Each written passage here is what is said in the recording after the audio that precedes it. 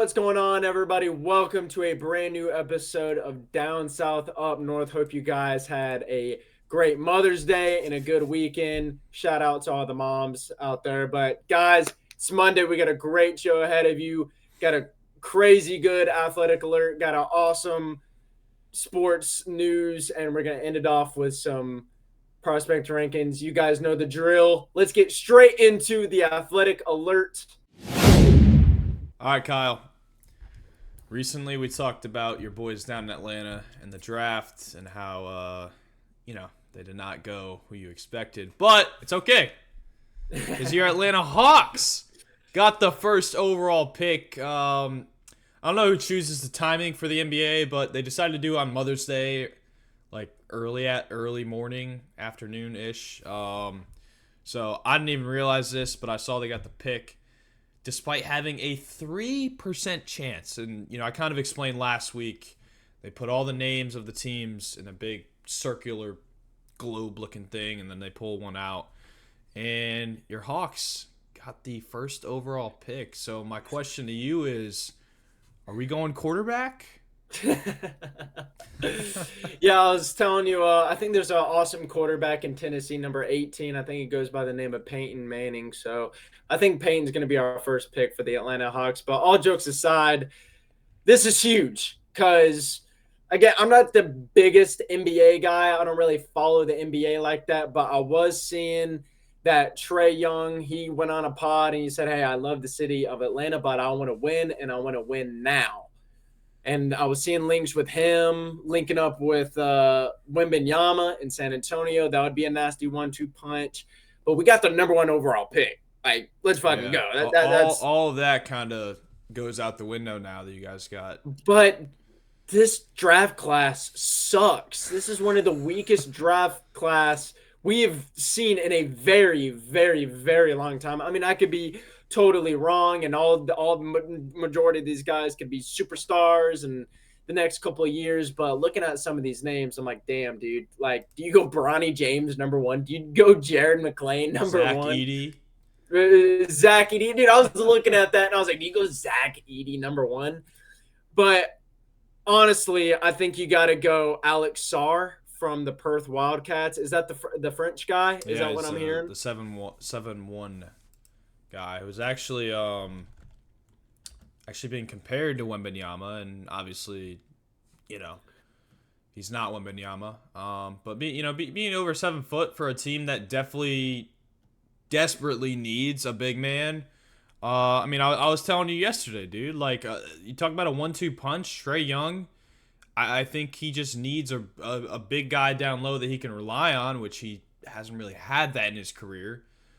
But look. I mean, like you said, it's not the best draft class, but there's nothing more than a young up and coming prospect into a draft can do than prove everybody wrong. I mean, you look in the NFL, a lot of guys pick their number based on the amount of picks before them. You look, it's all a motivational thing. So I think they all hear the talk of the media saying it's a weak class.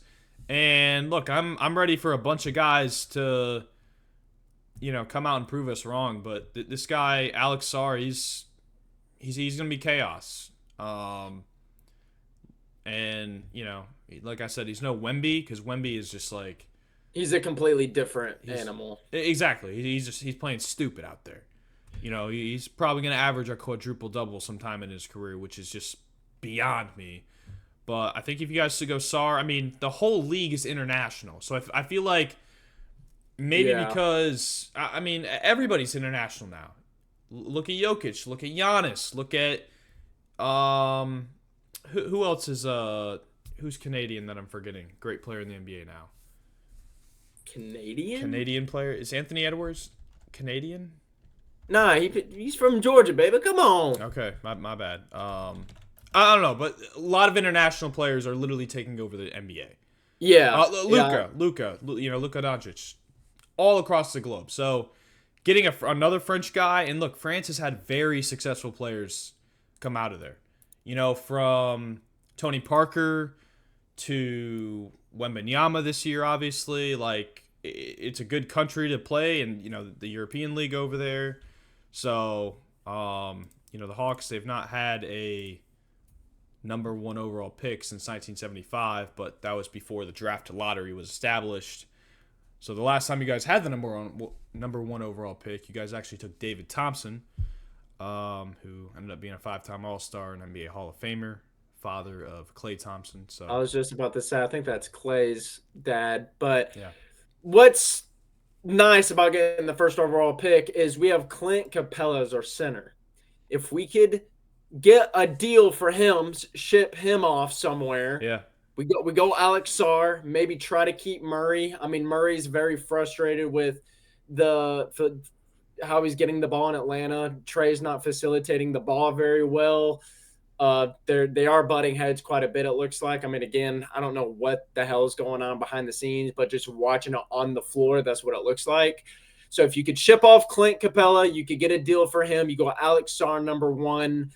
I think you could actually get something brewing in Atlanta. But the biggest problem is going back to what I said about Trae Young. He said he wants to win now. He doesn't want to win 3 to 5 years down the line. He wants to win right now. yeah. So And even a guy like Victor in San Antonio, it took a year of sucking to fully develop him. But again, it's all about how you use him, right? I mean, Wemby was averaging just over 20 minutes a game. If you play Sar 30 to 40 minutes a game right out the gate, dude could be an animal.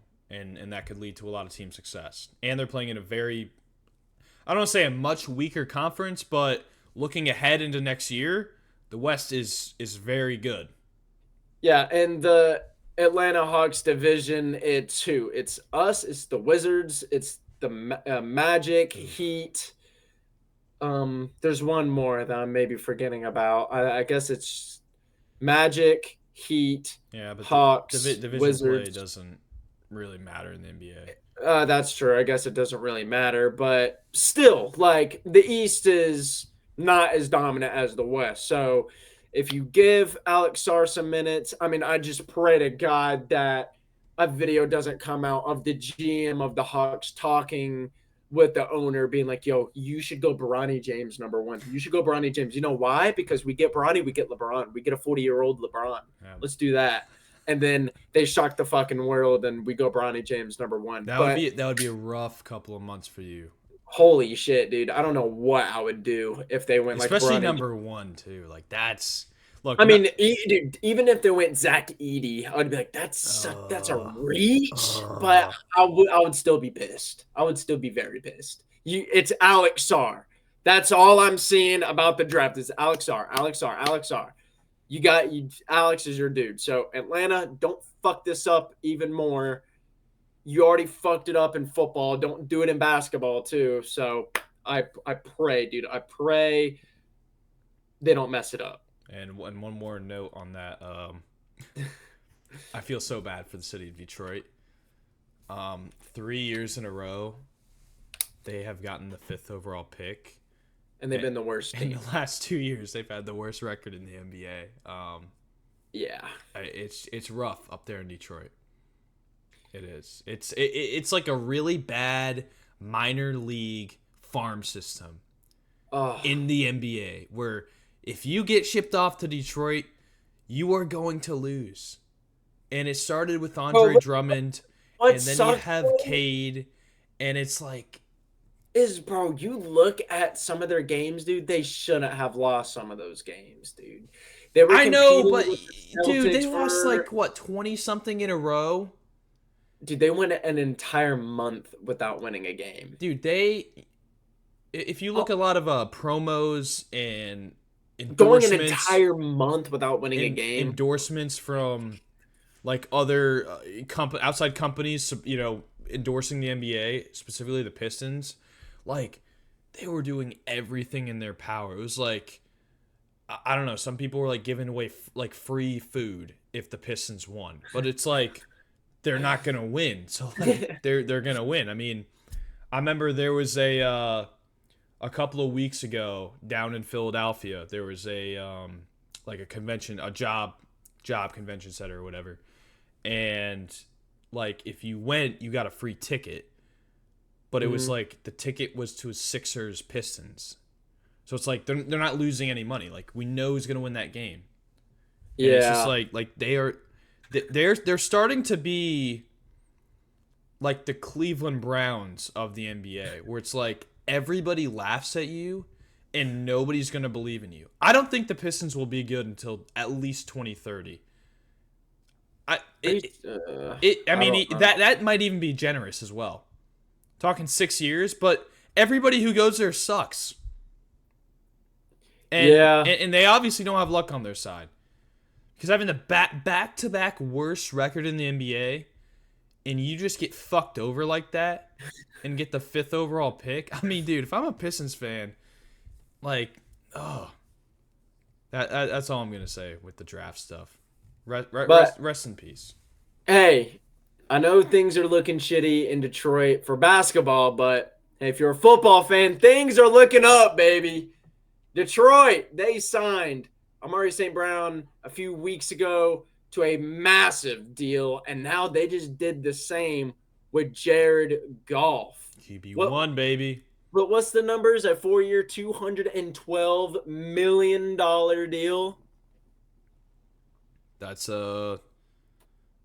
I think I don't know. I don't want to say well deserved because like that's over $50 million a year for. Well, I got some stats for you here. All right. Goff finished in the top four in passing yards last year. He had 4,500 passing yards Oh wow. and passing touchdowns. He had 30 last year. And that was that top Propelling, five as well. I believe so. Propelling the Lions offense that finished third in total yards per game. He took them to their first division title in 30 years Yeah. and two playoff wins and an appearance in the NFC Championship game. I know people are just going to look at that NFC Championship game and be like, oh my, like, what the fuck was that? They pulled an Atlanta Falcons. You're up big and you just start crumbling and crumbling.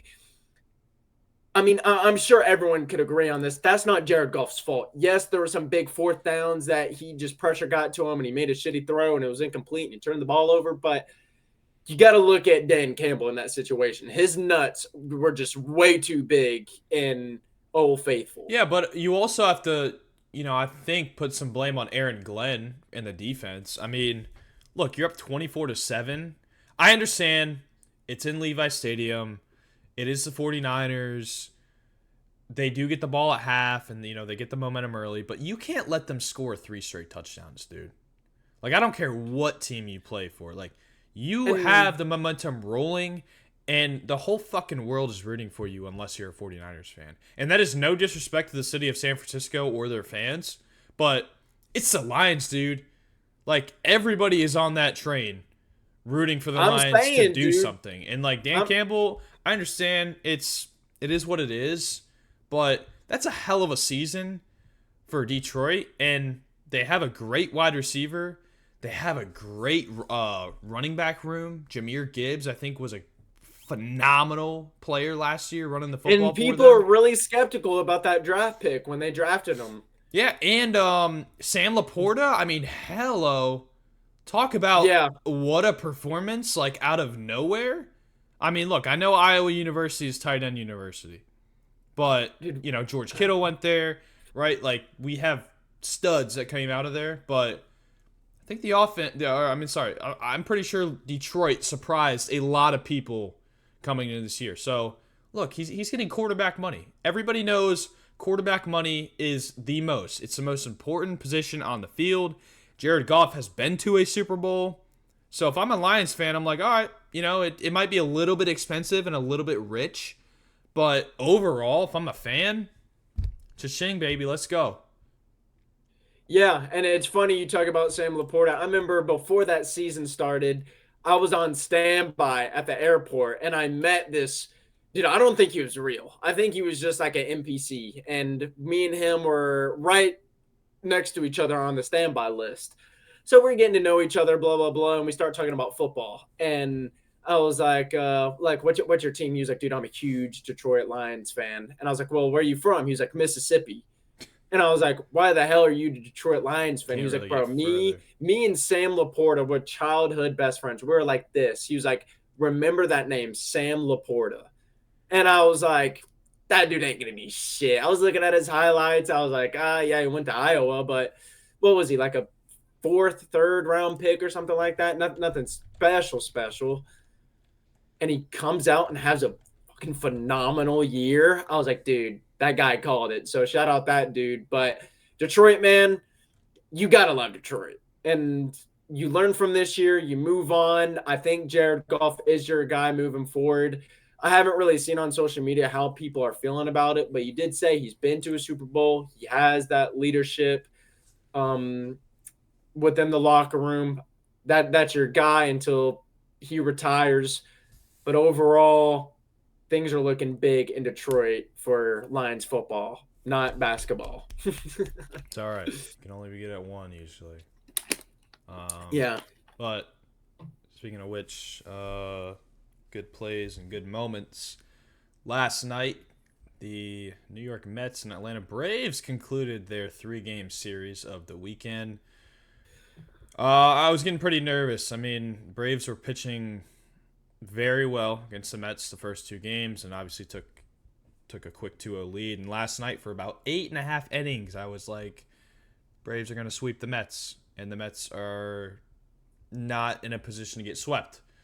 And all of a sudden, Brandon Nimmo, who has been battling chest injuries over the last couple of days, did not start the game. He actually came in as a pinch hitter for DJ Stewart. He rolls up after our first 2 guys. Jeff McNeil bunted and was successful with it.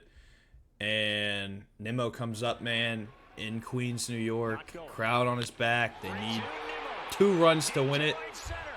And he just sends a bomb over the fence, bringing home himself plus the RBI and sending Atlanta back home, ending their 4-game win streak. And dude, I was hype. I mean, it was like, holy shit, let's play some hero ball. And I don't, he had a really nice interview earlier in the game, talking about Mother's Day and his mom growing up in Wyoming. If you haven't seen that, check it out. But a roller coaster of a game. I'm glad they didn't get swept.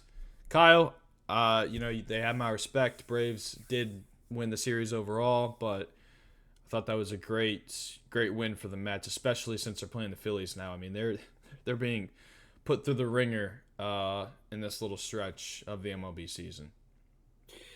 Yeah, so I mean, good game to the Mets. Y'all played some good baseball. I'm looking at it. I mean, there's nothing better than hitting a walk-off bomb. And he, like you said, he's been injured and he's been on the IL, and he comes out and hits a 2-run walk-off bomb. So, GG's to the Mets. Just looking at this, I mean, I said it last week. Why is Ozuna doing everything for this fucking ball club? And in that game, he had a good game last night too. Yeah, goes 2 for 3, 2 RBIs, and we lose 3-4. Ozuna. Go ahead. Go ahead. No, you go ahead. He is, last night that was his 40th RBI. Fastest player to do that in Braves history since your boy Hank Aaron. Yeah. So hell of a season. And pitching's not the problem. Bryce Elder, well, let me rephrase that. Starting pitching isn't the problem. Bryce Elder, he goes 5 innings, 6 strikeouts, yes, 7 hits, but only 2 earned runs. He, as a starter, that's what you want. I mean, yes, he should have went at least 6 or 7 innings. That's ideally what you want out of a starter. But hey, struck out 6, only 2 earned runs, limited the damage for this offense. Good shit. Ozuna, I mean, my God, dude, you are the Braves offense. 2 for 3, 2 RBIs, 2 singles. Keep doing the good shit, brother. I think you lead the league in home runs right now with 12. So keep doing you. But I want to talk to Brian Snitker for a second. Snit, look me in my eyes when I'm talking to you. You are a fucking moron when it comes to your bullpen. Why do you believe in AJ Minter so much? Why? Why do you love AJ Minter so much? Don't get me wrong. When the night shift back in 2021, our playoff run, our bullpen, you had Luke Jackson, you had Tyler Matzik, you had AJ Minter, you had Will Smith. That's not the same AJ Minter, Snit. It's not the same dude. AJ Minter is fucking terrible. Why do you keep putting in these dog shit pitchers in these situations, dude? Why do you keep doing it? Kyle, that is my pain of being a Mets fan from like the early 2010s, until we got Edwin Diaz. Like That's true. it's Yeah, just like I think, dude, having Matt Harvey, having Jacob DeGrom, having Syndergaard. Noah Syndergaard, and then having Justin Verlander and Max Scherzer for the 10 minutes we did, and then not having anybody to close out the game. Do you know how infuriating that is? And look, you guys don't have Strider, so like you're missing one of your best pitchers starting either way, and that's still not the problem. I mean, people say it all the time. Closing pitchers in your bullpen is almost like the most important thing you can have on your roster. And it is annoying as hell when your pitcher has given up 2 or less runs the whole fucking game, and then you have some bozo come out and just freaking choke the living shit out of the game. What's just so aggravating is a few years ago we pick up Kenley Jansen for the closing pitcher. Kenley Jansen, believe it or not, I think he's a Hall of Fame closing pitcher.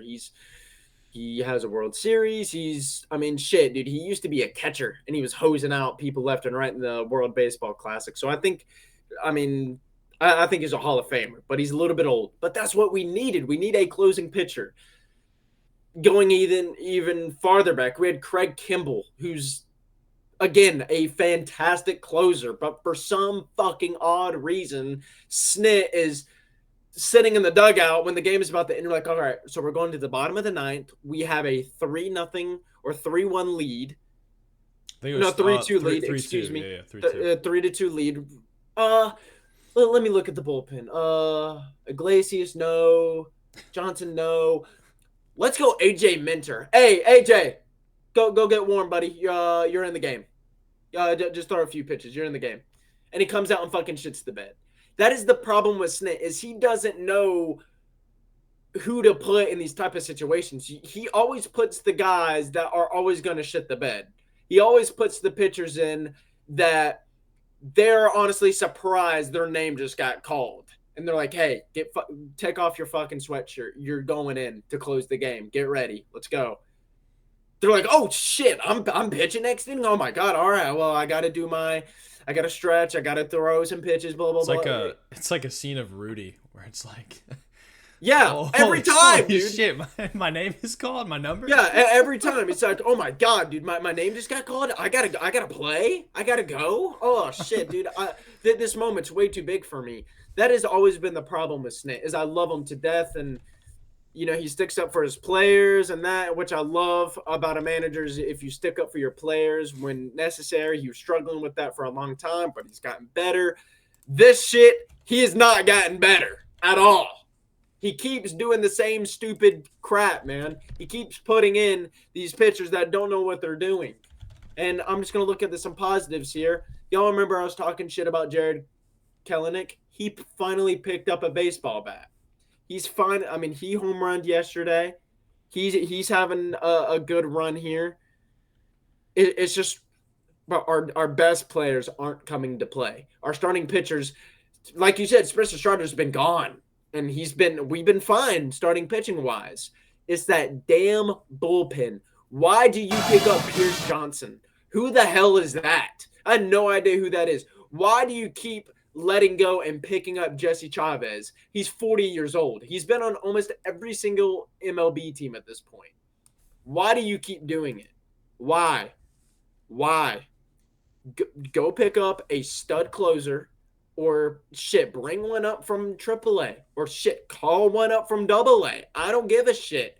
Fix this problem, dude. Like you said, Mets, that has been the story for years now. Your stud, Jacob DeGrom, goes 7, 8, 9 innings sometimes, and the closer comes in and shits the bed. So you understand my pain. Hopefully they pick it up. Sorry for yapping, but Hey Golly, man, dude. it's frustrating. It's frustrating. It's frustrating Very. having some dumb shit like that happen. But we can stick in baseball. Head over to our prospect rankings. All right, Kyle. We're going Division 3 today. Giving some D3 players Oh, some D3. love. Yes, you're right. Sorry, I was holding up a 2. Yeah, you're right, D3. D3. Yep. Who do you got? Uh, Today I'm going pitcher at a Emory University, Josh Zuckerman, the sophomore. He's got a bright future. Made 8 starts in his rookie season, his freshman year. This year he went 3-2 with 25 strikeouts and 35 innings. He earned or his college debut, he allowed 1 run over 5 innings. He's doing pretty good this season. He's gotten his season high striking out batters with 6 over NYU, and this season he went his best 6 innings, not allowing a run with 4 strikeouts to earn a win over Washington U uh, just a few weeks ago. So this guy, sophomore, still got some work to do, but I think that this guy, he's got a good future behind him. He's found Emory University is a good spot for him. He's finding his groove. I mean, again, dude, like I'm sure he's starting to shake off those nerves as a college athlete. I mean, shit, dude. When I was a freshman playing baseball and I had to go pitch, I was so nervous, dude. But you keep doing it, and the nerves go away, and you finally get back to your regular self, and you're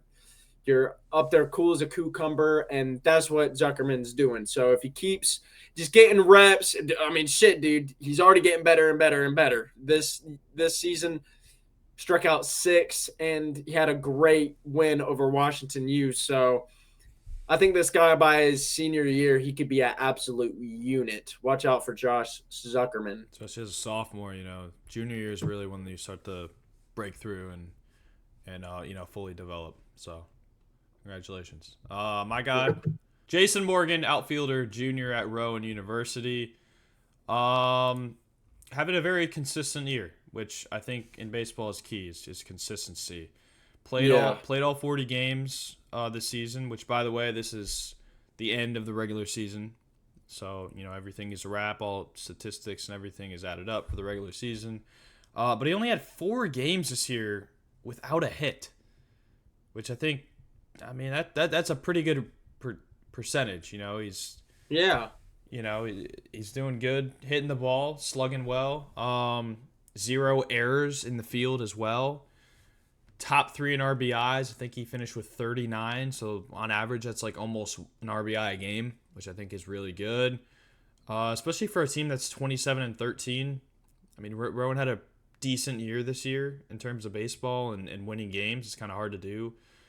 But yeah, Jason Morgan, keep up the consistency heading into your senior year, and good luck moving forward. So, Damn, 36 games he's gotten a base hit. yep, That like you said, being consistent in baseball is very key. So him going into his senior year, having that reputation of being the guy that, hey, we got a runner on second, we got a runner on third, 2 outs. Can you put the ball in play for us to get our guys in? And shit, I mean, he is that guy. He almost went. He was averaging, what'd you say, a RBI a game? 39 out of 40. So damn near. Yeah, damn near. So that's great, dude. You're becoming that guy for your team, and that's every baseball player's dream. Is you're coming up to the plate, and everyone in your dugout is like, "Hey, I mean, Jason does this every single day. He's Yeah, gonna go up there. He's gonna put the ball in play. He's gonna get a base knock. We're gonna score some runs." So it's a good reputation to have. yeah, hell yeah, brother. So shout out Jason, man. Just keep doing the good shit and tear it up your senior year. Absolutely. All right, guys, that's going to do it for today's episode of Down South Up North. This was a longer episode, but I think this was a good one, Matt. How we feeling? I'm feeling good, dude. Dove into a lot of stuff. Cracked some jokes here and there, but Yeah. at the end of the day, it's all love. It's all sports. It's fun to watch. It's fun to sit down and talk about. Some teams looking up, some teams looking down, but Doing all right. Hell yeah, that's the one beautiful thing about sports is it could bring everyone together and just sit there and crack jokes about other teams or your own team. And it's just the sports is the fucking best, dude. But a lot of good stuff today. Hawks, number one pick. Gotta love that. Hopefully they don't mess it up too bad. Detroit going crazy with throwing out bags left and right. And of course, Rightfully my so. 15-minute spiel on Brian Snitker being a dog shit manager. But hey, it's a 162 game season. Hopefully they pick it up. But guys, if you like the video, make sure you like, comment, subscribe. Check our socials down in the description. Guys, hope you have a good day. We'll see you Wednesday. Peace. Peace.